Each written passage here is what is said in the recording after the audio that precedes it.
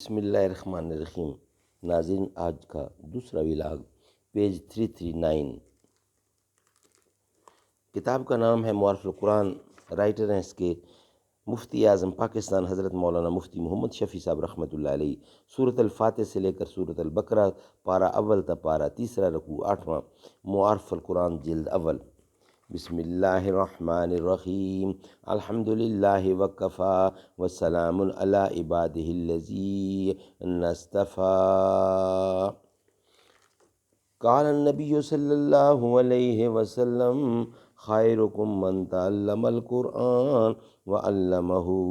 تم میں سے بہترین انسان وہ ہے جو خود بھی قرآن پڑھے اور دوسروں کو پڑھائے۔ اقبال لکھنؤ سے نہ دلی سے ہے غرض، ہم تو اسیر ہیں خمیں زلف کمال کے۔ مہینے وصل کے گھڑیوں کی صورت اڑتے جاتے ہیں، مگر گھڑیاں جدائی کی گزرتی ہیں مہینوں میں۔ بے خطر کود پڑا آتش نمرود میں عشق، عقل ہے محو تماشائے لب بام ابی۔ بسم اللہ الرحمن الرحیم۔ انا نحن نزلنا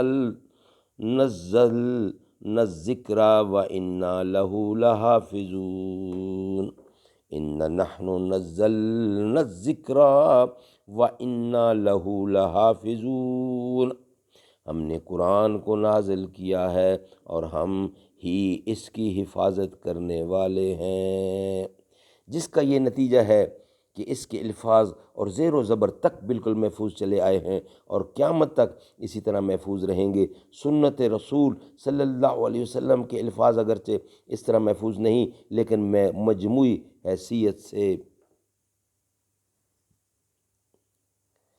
آپ کی تعلیمات کا محفوظ رہنا آیت مذکورہ کی روح سے لازمی ہے، اور بحمدللہ آج تک وہ محفوظ چلی آتی ہیں۔ جب کسی طرف سے اس میں رخنہ اندازی یا غلط روایات کی آمیزش کی گئی، ماہرین سنت نے دودھ کا دودھ اور پانی کا پانی الگ نکھار کے رکھ دیا، اور قیامت تک یہ سلسلہ بھی اسی طرح رہے گا۔ رسول اللہ نے فرمایا کہ میری امت میں قیامت تک ایسی جماعت اہل حق اور اہل علم قائم رہے گی جو قرآن و حدیث کو صحیح طور پر محفوظ رکھے گی اور ان میں ڈالے گئے ہر رخنہ کی اصلاح کرتی رہے گی۔ خلاصہ یہ ہے کہ جب قرآن پر عمل کرنے کے لیے تعلیم رسول ضروری ہے، اور یہ بھی ظاہر ہے کہ قرآن پر عمل قیامت تک فرض ہے، تو لازم ہے قیامت تک تعلیمات رسول بھی باقی اور محفوظ رہیں۔ اس لیے آیت میں تعلیمات رسول صلی اللہ علیہ وسلم کے قیامت تک باقی اور محفوظ رہنے کی بھی پیشن گوئی موجود ہے، جس کو اللہ تعالیٰ نے صحابہ کرام سے لے کر آج تک علم و حدیث کے ماہر علماء اور مستند کتابوں کے ذریعے محفوظ رکھا ہے، اور اس سے اہل درجہ اور اہل دجل و الحاد کی حقیقت کھل جاتی ہے، جو آج کل بعض لوگوں نے احکام اسلام سے جان بچانے کے لیے یہ بہانہ تراشا ہے کہ موجودہ ذخیرہ حدیث محفوظ اور قابل اطمینان نہیں ہے۔ ان کو معلوم ہونا چاہیے کہ ذخیرہ حدیث سے اعتماد اٹھ جائے تو قرآن پر بھی اعتماد کا کوئی راستہ نہیں رہتا۔ اللہ تعالی ہمت اور توفیق دے۔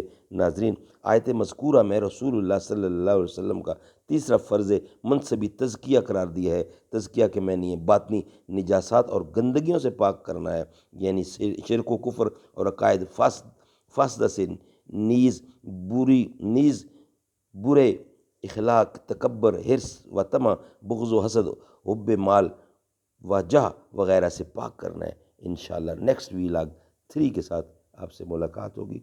آج کے ہمارے 2 ویلاگ کمپلیٹ ہوئے۔ نبی کے عشق میں ڈھل کر درود پڑھتے ہیں، حبیب خدا کا جو در مل گیا ہے، مجھے امی عائشہ کا گھر مل گیا ہے۔ میری خوش نصیبی میرا یہ مقدر مدینے کا مجھ کو سفر مل گیا ہے۔ میں انہیں کے ہی صدقے ثناخواہ ہوں، ان کا عقیدت کا مجھ کو ثمر مل گیا ہے۔ صحابہ کے جھرمٹ میں بیٹھے ہیں آقا، ستاروں میں مجھ کو کمر مل گیا ہے۔ جہاں سرسبز گنبد میں آقا مقیم ہے، وہیں ابوبکر اور علی اور عمر مل گیا ہے۔ سبحان اللہ۔